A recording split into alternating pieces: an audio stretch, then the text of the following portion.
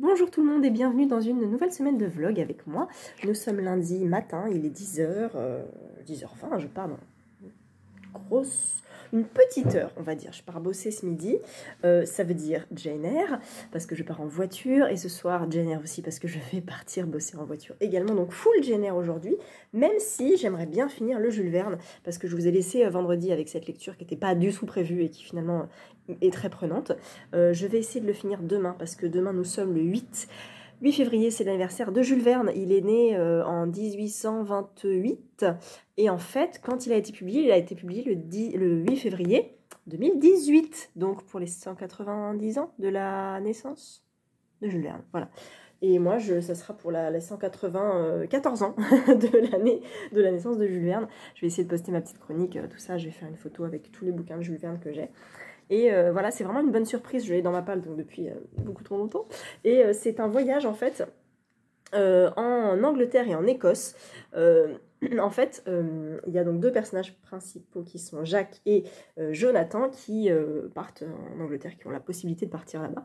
Sauf qu'ils vont voyager à reculons en fait. Je vais vous montrer la carte au début. Voilà, donc au lieu de faire tac tac, ils font hop, hop, hop et hop. Donc ils voyagent à l'envers. Donc c'est assez drôle parce qu'il leur arrive plein de péripéties, tout ça. En plus quand ils prennent le bateau, ça se passe pas trop comme prévu. Ils sont en retard, ils prennent un autre bateau. Enfin, c'est très Jules Verne, très Tour du monde en 80 jours, je trouve. Et il a été retrouvé en fait en 1989 ce livre. Donc il a été publié potentiellement voilà dans les années 90. Et là il revient au Cherche-Midi, j'espère que je dis pas de bêtises, mais je crois que c'est ça, avec plein d'illustrations. Il y en a presque une toutes les 2 pages en fait. Donc c'est très agréable à la lecture. Vous allez peut-être voir comme ça, voilà, il y en a une là, là il n'y en a pas, là il y en a une, là il n'y en a pas, là il y en a une, enfin voilà, c'est une là. Enfin, voilà, c'est très agréable, c'est très vivant, les descriptions sont très sympas, j'ai très envie d'aller à Édimbourg, du coup, là je suis à Édimbourg avec eux, je suis page 137 et il me reste 100 pages à peu près. J'aurais voulu les avancer ce matin, mais j'étais un petit peu en mode flemmarde ce matin, donc je suis restée dans mon canapé à écouter des vlogs, donc je le lirai demain. Bon, il est en grand format, tant pis. Ah, mais demain je prends la voiture, mince. Demain matin, je prends ma voiture. Bah, ça va être Jane Eyre, tant pis. Ça veut dire qu'il faut que je trouve un moyen de l'avancer. Ah, ça va être chaud. Bah là, je vais vlogger, puis je vais lire en fait. Je vais lire et je ne commence que ma nouvelle lecture mercredi. On a un peu chamboulé les plans avec Estelle. On devait lire Lady Elizabeth, qu'on avait très envie. Mais là, Estelle est hyper occupée avec son boulot cette semaine, donc on a décidé de le mettre de côté à contre-cœur parce qu'on a vraiment hyper envie de le lire, mais on va lire plus tôt que prévu le tome 4 des aventures de Lizzie Martin et Ben Ross, qui est... je sais plus, il est là-bas, mais j'irai pas le chercher parce que j'ai un peu la flemme. Du coup, c'est le tome 4 de Anne Granger, la saga Lizzie Martin, on a très envie, moi c'est ma saga un peu préférée... Cozy Victorian Mysteries. Voilà. Donc on le lit à partir de mercredi. Et ce week-end, on lit un tout petit livre aussi qui s'appelle La Reine des lectrices de Alan Bennett, je crois. Que moi j'ai trouvé en grand format à 1 € et que j'ai offert à Estelle dans son calendrier de l'Avent. Donc on l'a toutes les deux. En fait, il était dans ma wishlist aussi. J'ai trouvé pour elle en me disant ça serait bien que je le trouve. Et puis un jour, avec les copines lecture à Bouligné, j'ai fait 1 €, c'est pour moi. Donc je me le suis pris et puis donc, on va lire là, il fait 100 pages, 110 pages je crois. Et on va se le lire dans le week-end avant d'entamer d'autres choses. Et il ne faut pas que j'oublie que j'ai aussi le prix RTL Lire. De toute façon, j'ai Connemara que je vais lire probablement en premier. Et je vais me garder 555 pour les vacances. Parce que je pense que c'est celui qui peut me plaire le plus. Même si j'entends des très bons échos du Nicolas Mathieu, ma libraire m'a dit qu'il était un peu lent.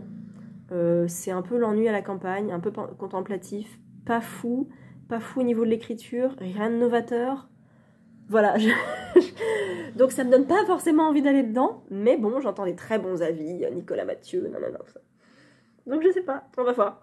En tout cas, c'est donc le programme de cette semaine. Je vous regarde en même temps... je regarde en même temps mon ordi parce que j'ai copié un petit peu Mag. Coucou Mag, je pense que tu ne m'en voudras pas parce que je te cite, c'est une idée de Magdalena. Magdalena est très tableau Excel, elle aime beaucoup ça. Et moi, je ne suis pas sur Excel pour mes plannings de lecture, je suis sur Evernote. Et je vais vous montrer un petit peu ce que j'ai fait sur une idée de Mag qui, elle, a mis un petit peu à jour ses sagas Cozy Mystery pour savoir combien il y a de volumes, combien elle en a lu, combien il lui reste à lire, tout ça. Et je me dis qu'après tout, bah, c'est une bonne idée pour savoir où on en est et pour savoir si on a vraiment envie de continuer les sagas, parce qu'en les répertoriant, il y en a certains où je me dis, bon, j'en ai lu qu'un, mais c'est pas grave. Il y en a certains où je me dis, j'en ai pas encore lu et j'ai très envie de les lire. Donc je vais vous montrer un petit peu ça. Voici donc mes sagas en cours. Alors je suis trop contente parce que j'ai réussi à trouver une petite police de caractère sympathique sur Evernote. Donc au niveau des détectives du Yorkshire, j'en ai lu 2 sur 7. Les enquêtes d'Anna Svensson, c'est là où je suis le plus à jour parce que le tome 5 paraît en février. Les Sir Mitford, c'était l'assassin du train que j'avais beaucoup aimé et j'ai très envie de lire la suite, mais là c'est pas du tout au programme. Lizzie Martin, on en parlait, j'en ai lu 3, il y en a 7. Une enquête des Sœurs Brontë, il y en a 2, voire 3 peut-être qui sont sortis, mais je ne sais plus exactement quand sort le tome 3, mais incessamment sous peu. Les Dames de Marlowe, il n'y en a qu'un. Voilà. Love Dan Rider, bah, je ne l'ai jamais lu et j'ai très envie de le lire parce qu'il y a le tome 5 qui sort. Et je pense que là, je vais aller chercher sur Vinted le tome 1 parce que ça me fait très envie, en fait. Et Magritte et Georgette, le tome 1 est dans ma palle et il y en a, je crois, 3 de sortie parce que j'ai vu la pub. Niveau policier et thriller, Le Loup des Cordeliers, il y en a 3 de sortie, j'en ai lu un et je vais écouter le deuxième très prochainement. Et j'ai mis aussi Le Tueur Intime parce que j'ai acheté Le Tueur de l'Ombre qui est le tome 2 et que j'ai très envie de lire également. Niveau classique et contemporain, bon bah les Rougon-Macquart, j'ai pas tout mis, hein, j'ai juste mis à partir du 1 à 14 parce qu'ils sont lus, il m'en reste donc 6. Les Chroniques de San Francisco, je sais plus s'il y en a 4 ou 5 ou 6, mais bon, j'en ai lu qu'un. Même si quand j'avais 20 ans, j'en ai eu 2 ou 3, mais je ne me rappelle plus du tout. Et je m'étais dit que ça serait bien que je les relise cet été. Donc peut-être que cet été, je me ferai ça. Et puis Anne de plein de trucs. Anne de Green Gables, d'Avonlea, de Raymond. Et de bientôt Windy Willows, qui est le tome 4, que j'avais mis dans ma palle en février, puis en mars, et qui sera lu je ne sais pas trop quand. Donc voilà pour ce qui est de mes sagas en cours. Merci encore Mag pour l'idée, parce que ça aide à s'y retrouver un petit peu en plus des plannings de lecture. Donc là, ça va être lecture, parce que ce week-end, samedi, j'ai lu 255 pages. Ah, mais je vous l'ai pas dit. Attendez, je vais le chercher.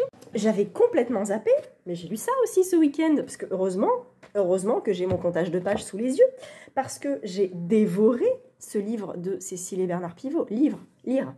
J'ai postité essentiellement des passages à inscrire en lettres d'or au-dessus de mon lit, en fait. Tellement c'est juste et c'est bien fait et c'est bien dit. J'ai adoré ce bouquin, c'est une mine. Ça me fait penser à comme un roman de Pénac et j'ai trop envie de le relire. C'est des anecdotes de lecteurs entre Cécile et Bernard Pivot, des rituels de lecture, lire c'est s'isoler, offrir des livres, aller en librairie, entrer donc dans les librairies, choisir un livre, ouvrir les dictionnaires, les rituels de lecture, les conforts de lecture, les lectures d'enfance, bref, et c'est rempli de photographies ou de peintures dans le grand format. Je précise parce que Ludivine, lecture du chapitre, je l'ai lu avec elle, elle a le poche que je lui ai offert et il n'y a pas les illustrations, c'est un petit peu dommage. Mais en tout cas, si vous avez l'occasion, parce qu'il coûte 25 €, peut-être de le trouver d'occasion, Vinted, Rakuten, JBR et compagnie.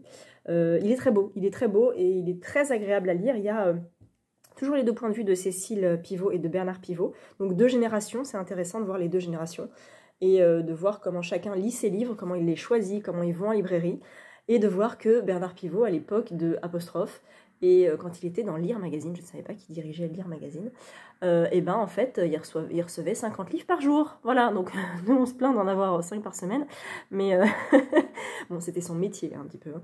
Et il lisait tous les livres des invités qu'il recevait dans ses émissions, il lisait tout.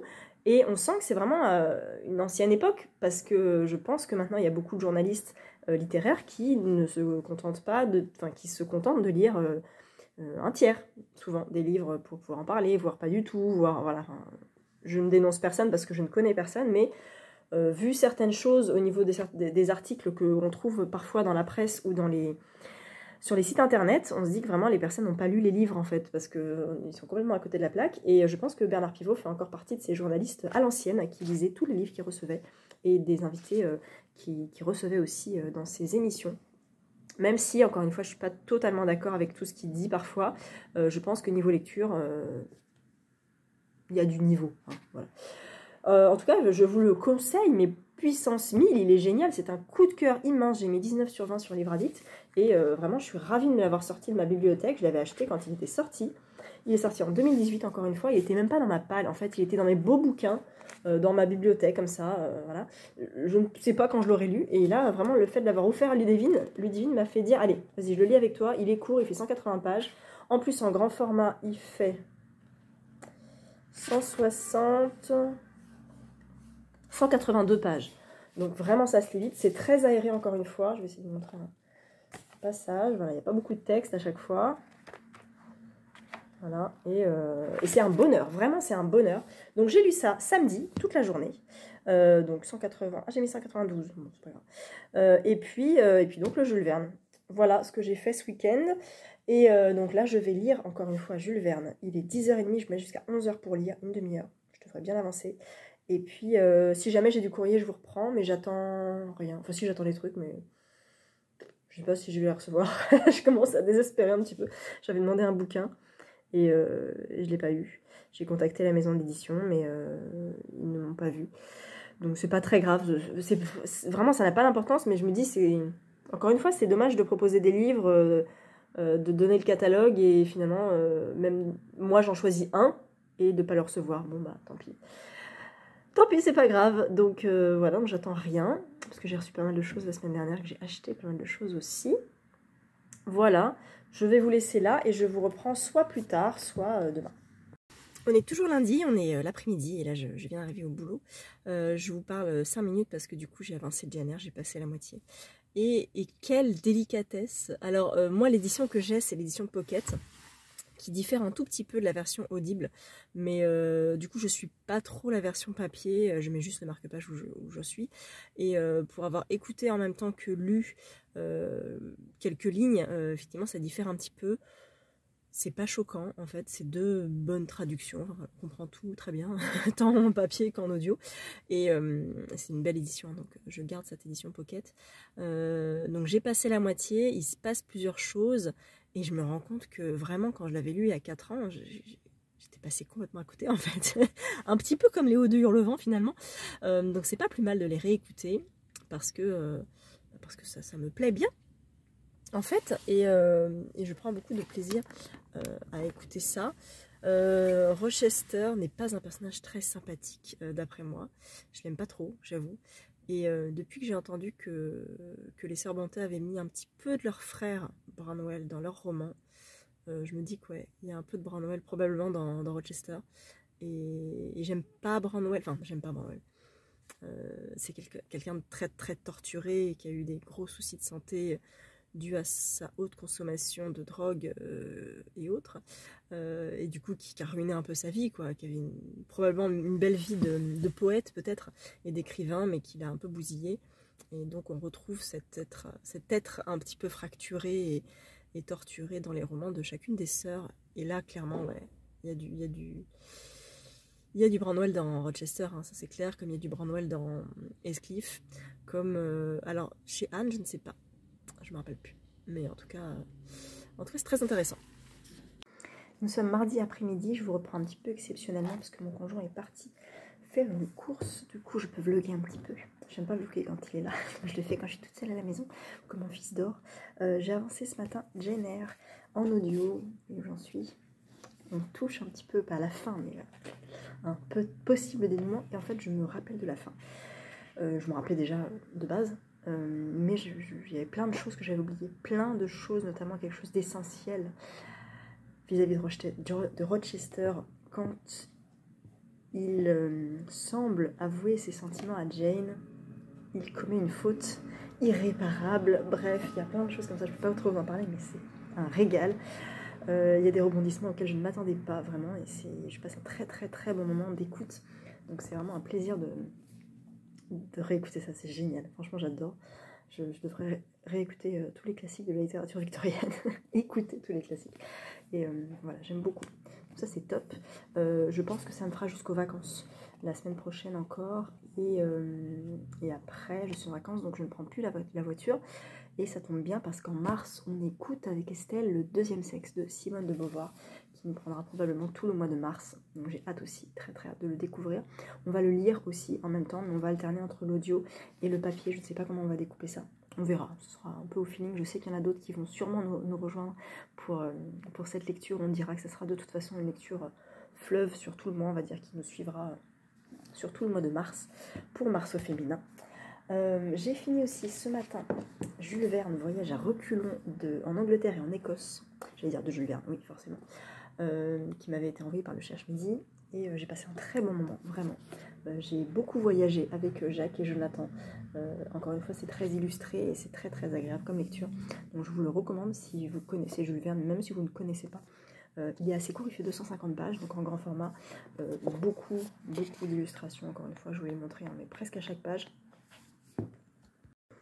Nous sommes mercredi matin, j'ai encore été interrompue. Alors c'est très compliqué en ce moment parce que toutes les semaines, j'ai l'impression que dès que je vlog un peu à un endroit différent ou à une période qui n'est pas habituelle, on me coupe, on m'appelle. La dernière fois quand j'étais en voiture, il y a quelqu'un qui s'est garé juste à côté de moi. Je me dis bon, je vais arrêter parce qu'on va me prendre pour une folle à parler toute seule dans ma voiture. Et puis hier, mon conjoint m'appelait encore, donc j'ai pas pu finir ce que j'étais en train de vous dire, que le Jules Verne était formidable, qu'il y a plein d'illustrations et qui se lit très bien, donc je vous le recommande. Et je vous disais que j'allais commencer hier un flair infaillible pour le crime, le tome 4 de Anne Granger, des aventures de Lizzie Martin et Benjamin Ross. C'est chez 10-18, et je lis très peu de 10-18, je m'en rends compte, les seules que je lis, c'est les Anne Granger. J'avais lu Un manoir en Cornouailles, mais je l'avais surtout écouté en fait en audio. Donc voilà, donc effectivement, je l'ai commencé hier soir, et je suis page 90. J'ai mis mon petit marque-page de Léa, et voilà, je prends mon temps, parce qu'on le lit toutes les deux avec Estelle, et on le lit potentiellement jusqu'à samedi, donc on a le temps. Il fait pas 400 pages, il fait 379, 80, 81, 83... 83 pages, et voilà, potentiellement là je reprends les transports, donc je vais essayer de l'avancer encore de 80-90 pages, tranquillement, sans pression. Je passe un excellent moment parce que c'est Lizzie Martin et que c'est mon Cozy Victorian Mystery à moi. J'adore cette saga.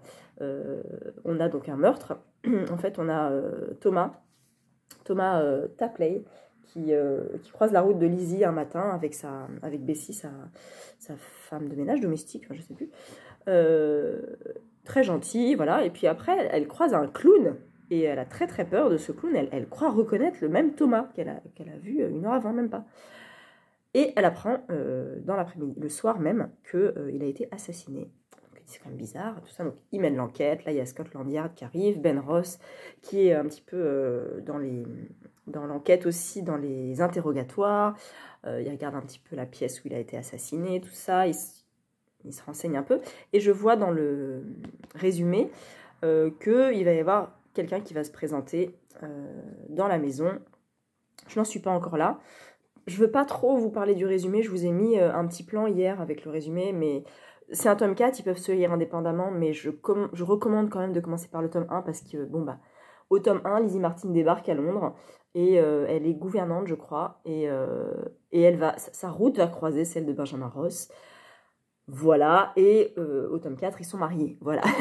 Donc, même au tome 3, je crois. Je spoil pas grand-chose, parce qu'on se doute que deux personnages, en général, comme ça, finissent ensemble. Mais c'est plus sympa d'avoir leur histoire dès le départ, quoi. Je trouve ces couvertures absolument sublimes. Les Anne Granger sont très très beaux. Il y a certaines couvertures de 10-18 qui sont vraiment magnifiques. Les Anne Perry aussi sont très jolies. Et d'ailleurs, j'ai Dans l'œil du cyclone que Estelle m'avait offert. Et je m'étais dit, là, en lisant hier soir, je me dis, ah là, je me ferais bien que de la période victorienne comme ça. Bon, outre les Sœurs Brontë, des polars comme ça, victoriens. Et du coup, je me suis dit, tiens, et si je sortais Anne Granger, qui n'était pas du tout prévu, comme j'ai sorti Jules Verne. Mais non, je vais être raisonnable, parce que j'ai quand même le prix RTL Lire, que je mets un peu de côté en ce moment, je vous avoue. Je ne crois pas reprendre Le Pire le Maître, en vrai. Mais je pense attaquer Connemara bientôt. Je ne sais pas quand. Peut-être la semaine prochaine. Parce qu'on lit Canaque avec les filles à partir de mercredi. Donc potentiellement, je peux commencer Nicolas Mathieu lundi, mardi, mercredi. Et puis je prends mercredi soir Canaque éventuellement. Sachant que je vais avoir un tout petit peu plus de temps le soir la semaine prochaine, parce que mon conjoint est en répète. Donc les soirées, je suis à la maison à lire une fois que mon fils est couché. Donc potentiellement de 20h à 22h, en sachant que je lis pas de 20h à 22h, mais voilà, ça peut être un temps de lecture. J'ai aussi avancé le GNR, mais ça je crois que je vous l'ai dit. Où est-ce qu'il me reste? C'est chouette, c'est chouette. Voilà, bah, je vais partir bosser, il fait presque jour, c'est cool ça. 8h moins 10. Bon, il fait pas méga beau, en vrai, mais on sent que l'hiver, progressivement, se fait mettre à la porte par le printemps en disant, écoute, moi j'ai envie de m'affirmer un peu plus, de laisser les jours un peu plus rallongés, et voilà, ça me plaît bien. Je sais plus quand est-ce qu'on change d'heure, je crois que c'est fin mars, donc ça va. Donc bref, on s'en fiche. Je prends les transports et j'avance le Lizzie Martin. Je suis dehors et je profite du soleil. On est mercredi après-midi et je profite tellement du soleil que même avec les lunettes de soleil, j'ai un peu de mal. Donc je vais peut-être faire comme ça, ou peut-être me mettre ailleurs, je sais pas. Mais en tout cas, je savoure ce moment, vous n'avez même pas idée. C'est le premier moment de la nuit où je peux me mettre dehors sur la terrasse. Donc c'est cool. Donc j'ai essayé de filmer un petit peu dehors, même si potentiellement j'ai les yeux un peu comme ça. C'est pas très grave. J'ai avancé le Anne Granger, je suis à la page 170, j'aime toujours autant, ça se passe très très bien, donc j'arrive presque à la moitié, vous voyez. J'aime beaucoup, ça se lit vraiment tout seul, c'est très bien écrit, on est sur une enquête assez intéressante, et voilà, j'ai toujours plaisir à retrouver Lizzie et Ben, donc je ne peux pas vous en dire plus parce que c'est un tome 4, mais même s'ils se lisent indépendamment, nanana, tout ça. En tout cas, voilà, c'est très agréable. Et j'ai reçu deux petites choses que... Enfin, je sais ce que c'est en fait. Une petite chose qui me vient de Moerenkunst. Je sais pas si vous allez voir. Voilà. Elle a une boutique Etsy en fait. Parce que vous savez que sur mon reading journal, en fait, je mets des petits stickers. Et j'aime bien, de temps en temps, craquer un petit peu. Et racheter de nouveaux stickers. Donc ça vient de chez elle. Hop.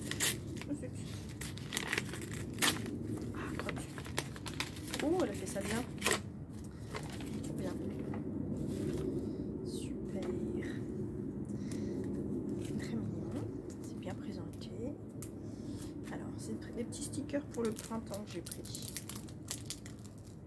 Hop. Alors, je vais vous montrer ça.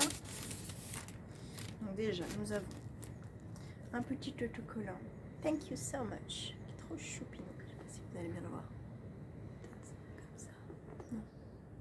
Bref, il y a écrit thank you so much. Ah, j'ai moins 15% avec le code carotte. Si ça vous intéresse, si vous voulez commander sur son site. Voilà, je vous mets ça. Pareil. Je sais pas si vous verrez bien, toujours le même problème. Et donc, les petits stickers que j'ai commandés. J'ai un stickers Wildflower. Je sais pas ce que vous voyez en fait. C'est une très mauvaise idée de filmer dehors en fait. Voilà, c'est des petites branches fleuries. Un autre Meadow. Et Cozy Day. Voilà. Elle en fait plein. Elle fait aussi des petites, vous savez, des petits semainiers trackers, tout ça en fait, pour les bullets du journal et tout. Elle fait des stickers, elle fait des marque-pages, elle fait plein de choses. J'avais acheté ça pour Estelle, notamment pour le calendrier de l'Avent. Je lui avais pris des stickers et un marque-page. Et j'aime vraiment beaucoup ce qu'elle fait. Donc comme ça, je vais pouvoir remplir mon petit reading journal. Donc ça, c'est cool. Et le deuxième colis me vient des éditions Urban Comics. Donc c'est un comics et c'est confidentiel.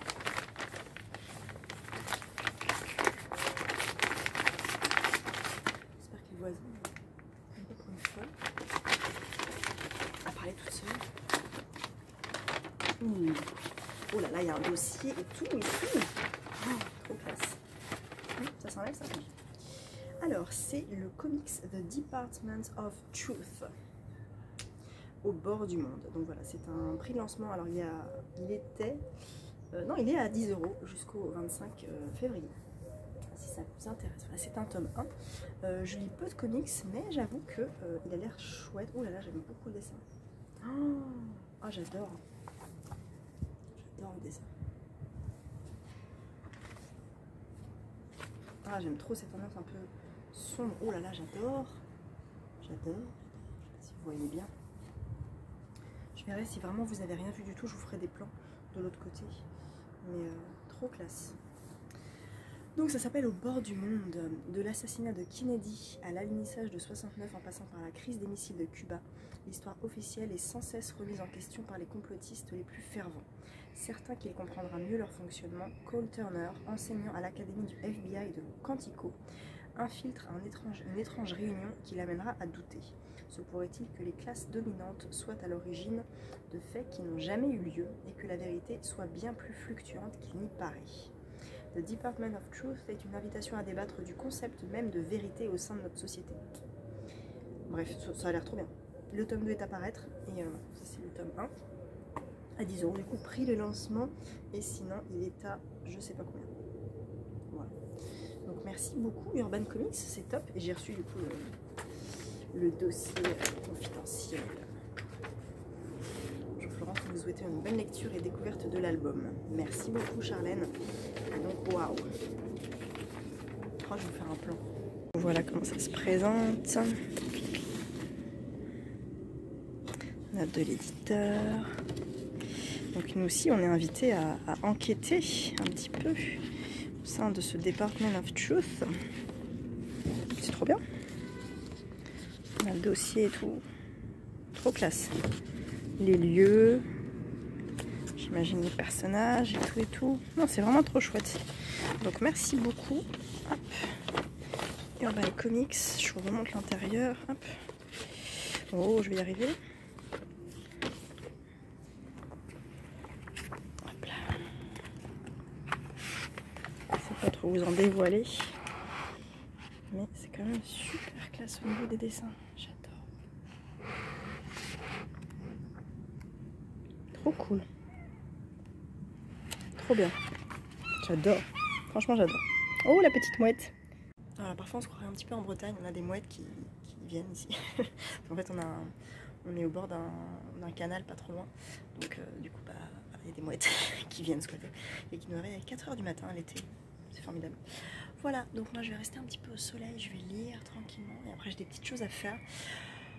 J'ai pas passé en librairie normalement, je vais passer à la médiathèque, donc je vous montrerai peut-être des plans de ce que je prends, enfin je vous montrerai un petit peu ce que j'ai pris et je crame en fait, en vrai je crame, il fait trop beau, c'est génial. Je vous montre les petits stickers un petit peu plus en détail que j'ai commandé. En fait je pense qu'il y a beaucoup de soleil, je suis trop au soleil. Voilà, celui-ci, Cozy Day. Celui-là. Voilà, comme ça vous avez l'adresse aussi. Sur sa boutique Etsy, vous tapez ça et normalement vous devez la trouver facilement. Voilà. Nous sommes jeudi après-midi, j'ai eu des petits plans chamboulés dans le boulot, enfin plein de trucs, c'est pas très grave, donc je suis à la maison aujourd'hui exceptionnellement. Ça tombe bien, j'ai reçu deux livres, je sais ce que c'est normalement. Enfin il y en a un, j'ai un doute, mais je crois savoir ce que c'est. Si c'est l'autre, je vous en parle pas, parce que je crois que j'ai pas trop le droit, donc vous attendrez un petit peu, c'est pas très grave. Je vais commencer peut-être par celui-ci d'ailleurs, que je sais ce que c'est. C'est un livre qui me vient des éditions Albin Michel, enfin, merci beaucoup. Primo Levi, Auschwitz, ville tranquille. Primo Levi, dont j'ai relu Si c'est un homme il n'y a pas très longtemps. Et là, nous sommes sur des nouvelles, 10 nouvelles qui composent ce recueil, rassemblé pour la première fois et complété par 2 poèmes qui illustrent la variété des formes littéraires que revêt l'œuvre de Primo Levi. L'approche scientifique du monde à laquelle l'incitait sa formation de chimiste se confronte à des domaines tels que la science-fiction, le fantastique ou à son goût pour la poésie, peut être l'un des seuls moyens d'exprimer l'ineffable. Préfacé par René de Cecchati, ces récits convoquent la voix ô combien subtile et nécessaire d'un homme de vérité et invitent à redécouvrir toutes les facettes d'un des grands écrivains du XXe siècle. C'est bien vrai. Voilà. Voilà Primo. Et voilà secondo. Il n'y a rien. Il y a juste la couverture qui doit peut-être pas être la même. Oui, voilà, c'est la couverture Albin Michel classique. Eh bien, merci beaucoup Albin Michel. J'attendais avec grande impatience. Et alors, je vais vous dire un petit peu ce qu'on peut trouver. Ça s'ouvre sur un poème qui s'appelle Cortège brun, qui ne fait qu'une page. Et ensuite, ça commence. C'est écrit très gros. Et je vois qu'il y a des dialogues. Potentiellement une sorte de pièce de théâtre. Intéressant. Voilà. Ah, on a une illustration. Le roi des Juifs. Sur son retour d'Auschwitz. En fait, c'est des pièces de monnaie. Voilà. Auschwitz, une petite ville tranquille, une enquête policière. Ah, la postface est là, d'accord. Donc ça s'arrête à la page 175 et ça commence à la page 22. Donc 150 pages potentiellement. Avec une bonne postface qui doit probablement nous expliquer un petit peu mieux. Ah, Fabio Levi. Oh, ça doit être son fils. Qui doit nous expliquer un petit peu mieux ces textes. Voilà. Ah, bah non, il y a le recensement des textes après l'origine, quand il a été paru pour la première fois en Italie. Ah, bah super. Trop bien. Donc voilà, il y a 10 nouvelles. Et je suis bien contente de l'avoir reçu. Merci beaucoup Albin Michel. Voilà, il est déjà sorti, il était sorti courant janvier et j'avais mis un petit peu de temps à le recevoir, mais je l'ai, enfin, ça y est. C'est bon. Et donc le deuxième, est-ce que je peux vous le dire ou pas? Oui, je peux vous le dire. Alors, c'est un livre que j'ai demandé parce que dans les plans de la semaine dernière, où je suis allée chez Ici Librairie, sur les grands boulevards, il y avait une devanture avec 3 séances de dédicaces qui étaient prévues, dont une qui m'a tout de suite attiré l'œil, c'est celle de Germain Louvet, qui est danseur à l'Opéra de Paris, qui est même étoile à l'Opéra de Paris, et qui vient de sortir un livre chez Fayard. Il s'avère que je suis en contact avec Fayard, et j'ai demandé, est-ce que par hasard je pourrais le recevoir, parce que moi aussi je suis prof de danse et que ça m'intéresse. Bien sûr, je te l'envoie. Merci beaucoup Fayard. C'est donc le livre de Germain Louvet qui s'appelle Des choses qui se dansent, qui est donc paru chez Fayard, là, j'ai envie de dire cette semaine. Le 9, on est le 11, potentiellement 11. On est le 10, donc il est paru hier. Ça veut dire qu'il faut que je le monte sur les Instagram. Alors voilà, donc c'est un petit livre de 225 pages, plutôt j'allais dire grossièrement écrit, pas du tout, grossement écrit. Et c'est le premier livre de Germain Louvet, puisqu'il n'est pas écrivain, il est danseur. Voilà, donc on peut danser, on peut écrire des livres aussi. Je peux vous lire la 4e si vous voulez, qui commence par une citation du livre. « Être danseur, c'est passer beaucoup de temps devant le miroir. Comment ne pas m'interroger à chaque spectacle sur mon rôle? Comment dois-je l'habiter, l'interpréter et le danser devant un public d'aujourd'hui ? J'ai décidé de me raconter tel que je suis pour être capable ensuite de m'adresser à ceux qu'on ne représente hélas jamais. Le chemin va être long, mais je ne me retournerai pas. Je dois accepter celui que j'étais hier et que je suis toujours, étoile ou pas. Le titre n'y change rien. » Le 28 décembre 2016, Germain Louvet est consacré danseur étoile à l'issue d'une représentation du Lac des Cygnes. Investi d'une exigence d'excellence depuis son admission à l'école de danse de l'Opéra de Paris à l'âge de 12 ans, il raconte sa passion, convoque les œuvres qui le portent, celles qui lui résistent. Ça m'intéresse vachement parce qu'à mon avis, il a dû danser beaucoup de ballets qui me bottent beaucoup aussi. Mais sur scène comme en coulisses, le danseur étoile essaie de bousculer l'ordre établi du milieu de la danse. Bon courage mon gars. Germain Louvet fait porter sa voix en faveur de davantage de diversité, remet en cause les codes inculqués, questionne les stéréotypes des corps et interroge sa pratique jusqu'à renverser l'idée de vocation. Ce récit est celui d'un artiste engagé pour qui toutes les choses qui se dansent sont un cri. Alors ça m'intéresse beaucoup. Parce que quand on veut retourner un petit peu l'école de danse de l'Opéra de Paris, il faut se lever très tôt, parce que c'est une investiture qui est là depuis 300 ans, et qui n'a pas l'air de vouloir vraiment bouger, quoique. Pourquoi pas. Benjamin Millepied avait essayé quand il avait été nommé directeur de l'opéra. Alors pas de l'école de danse. L'école de danse, c'est Elisabeth Platel, qui est ancienne danseuse étoile, qui dirige l'école de danse. Et le corps de ballet, c'est dirigé maintenant par Aurélie Dupont. Et ça regroupe en fait tous les danseurs du corps de ballet, à savoir coryphée, quadrille, je sais jamais qui vient en premier, sujet, premier danseur, danseur étoile. Donc ça, c'est tout le corps de ballet de l'Opéra de Paris. L'école de danse, c'est ce qui vient avant. C'est de la 6e à la 1re division, donc c'est potentiellement de 10 ans à 17 ans, avant d'intégrer le corps de ballet, si jamais on l'intègre. Tous les ans, il y a un concours interne pour monter en grade, donc de quadrille à coryphée, de coryphée à sujet, de sujet à premier danseur, et la nomination d'étoile ne se fait que sur proposition des directeurs de la danse, donc Aurélie Dupont et Alexander Neff, je crois.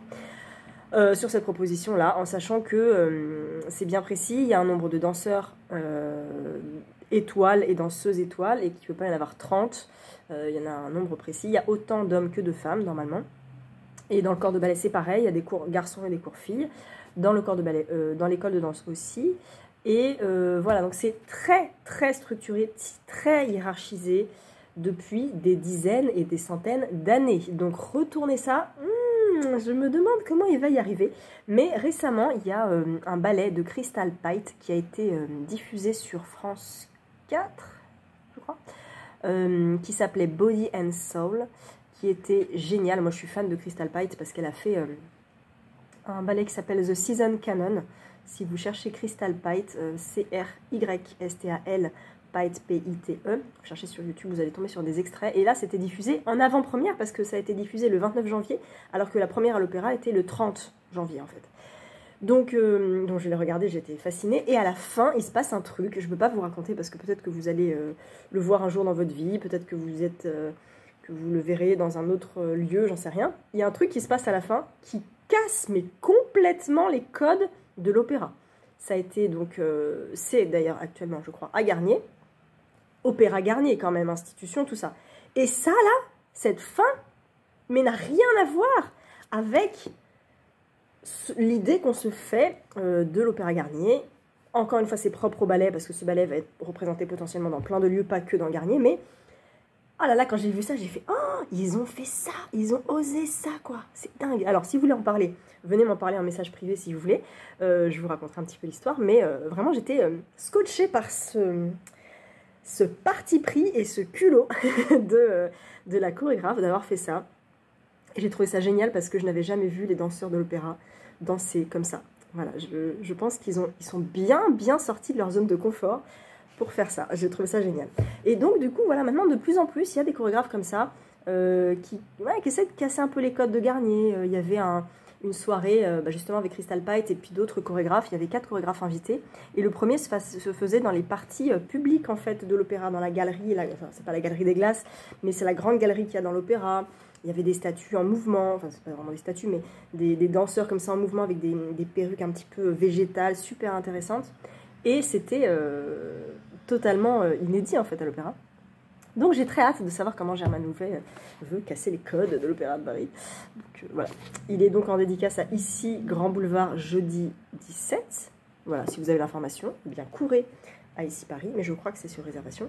Donc il va parler de ce bouquin. Oh, c'est quoi ? La liste des boutons. La liste des boutons, excellent. Premier sous-sol, deuxième sous-sol, troisième sous-sol, quatrième sous-sol, cinquième sous-sol, première gauche, premier escalier. Oh la vache, ouais, d'accord. Bon. Bref, Néobolac et Mycose. Oh, je vois trop de trucs là qui me tentent. C'est trop bien. Je sais pas quand je vais le lire. Oh. Ah, pas en mars, hein, du coup. Hein. Mais trop bien.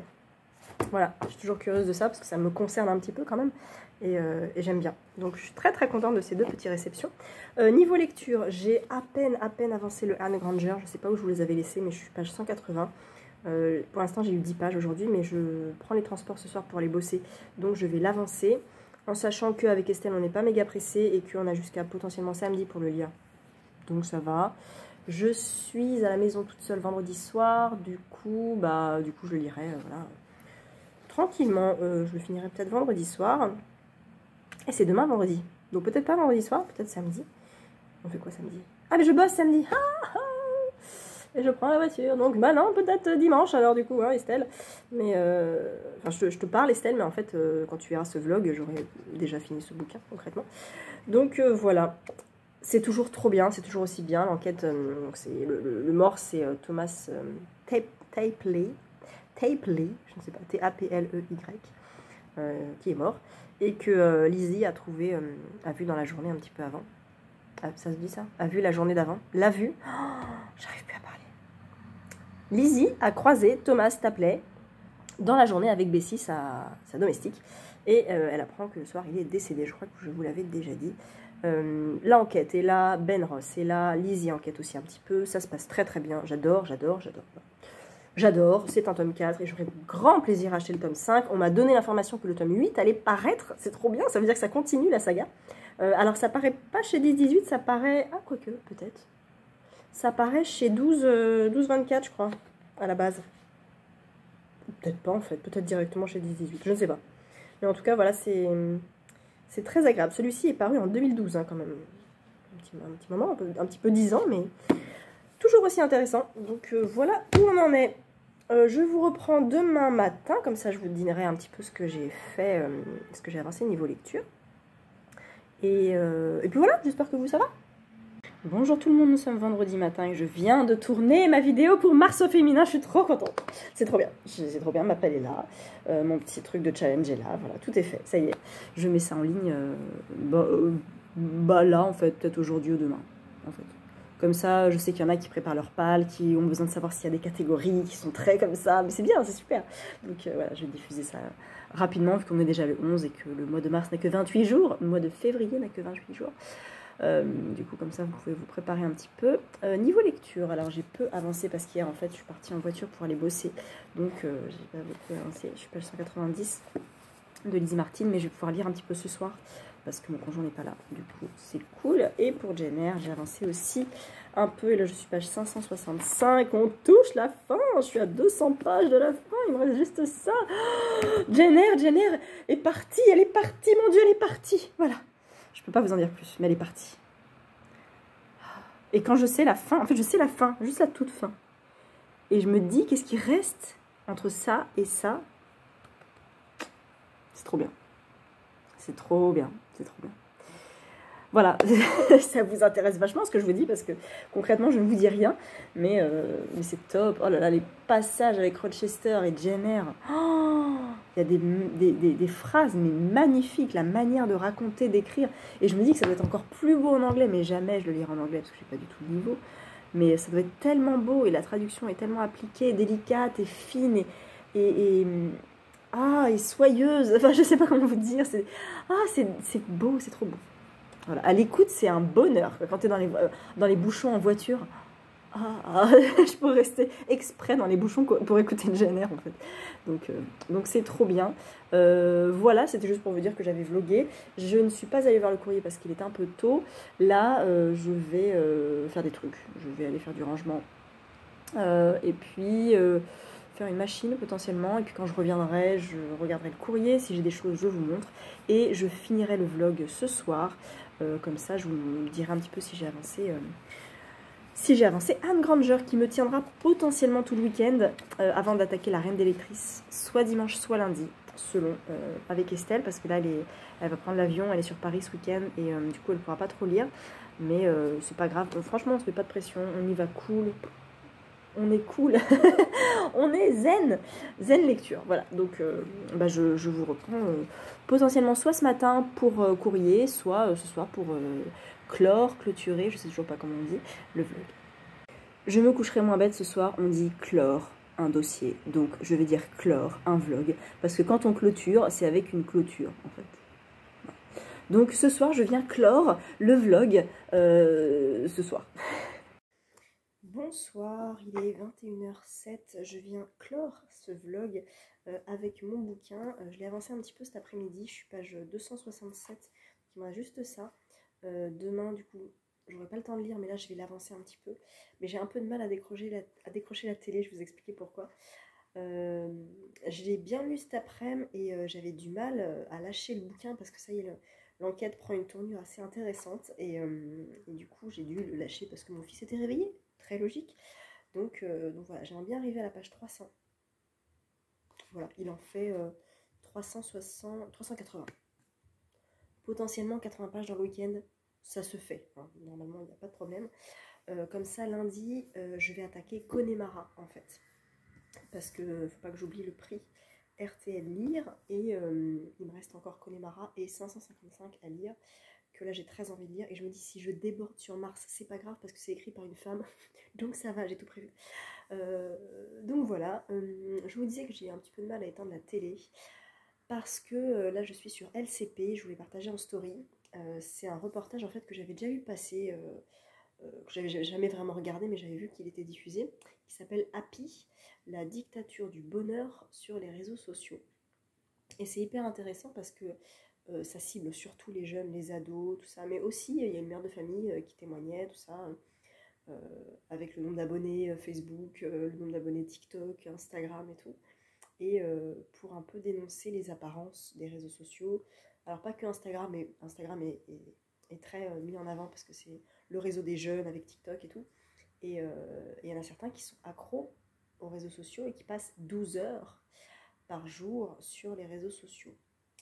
Donc je pense que ça a un très très fort impact sur les ados. Et moi je me mets à cette place-là, de me dire, bon aujourd'hui j'ai 37 ans, mais s'il y a 20 ans, il y avait eu les réseaux sociaux, peut-être que je serais tombée dedans parce que manque de confiance, parce que besoin d'être validée par les autres, parce que voilà. Période d'adolescence un peu merdique, comme beaucoup d'adolescents je pense. Et du coup on a besoin de cette reconnaissance. Et, euh, et je comprends que les réseaux sociaux soient une porte d'accès facile pour trouver des amis, et pour être validé, et pour être liké, et pour partager, ouais, je comprends tout à fait. Et en dézoomant un tout petit peu, je me dis, hey, t'es sur Instagram, mais tu es sur Bookstagram, tu parles de bouquins, tu montres un peu ta tête, mais clairement, là, je m'en fiche de ma tête, hein, voilà, je m'en fiche complètement. Et c'est pas ça qu'on cherche, on fait des photos de livres, en fait, de livres, de culture, potentiellement.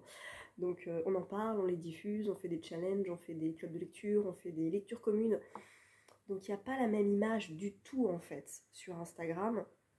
Instagram, général, mode, beauté, lifestyle, tout. Et Bookstagram. Alors, il y a peut-être d'autres réseaux sociaux, je sais pas, Jardine Instagram, je sais rien. Mais voilà, je me dis que la base d'Instagram, effectivement, peut affecter les jeunes, j'imagine bien. Mais ouais, c'est très intéressant comme reportage. Je pense qu'il doit être en replay. Parce que là, quand vous verrez cette vidéo, du coup, il ne sera pas à la télé. Mais c'est intéressant. Donc, j'ai du mal, effectivement. Bah là, il part du suicide d'une ado. Voilà. Donc, au Royaume-Uni. Une ado de 15 ans. Bon. Donc voilà, des tragédies, c'est terrible. Mais oui, moi je peux passer facilement 2 heures par jour sur Instagram à regarder parce que j'ai des messages privés, je réponds à tout le monde, répondre aux posts, regarder les posts, regarder les messages des copines, je discute avec Estelle, avec Mag, avec Angie, avec plein de gens en fait, donc c'est pas juste je scroll, enfin en fait je passe très très peu de temps sur le feed Instagram finalement. Je vais regarder 2-3 stories, 2-3 photos, et puis ça va être surtout les messages privés, moi poster peut-être une story, et puis discuter en fait, c'est surtout ça, c'est vraiment discuter.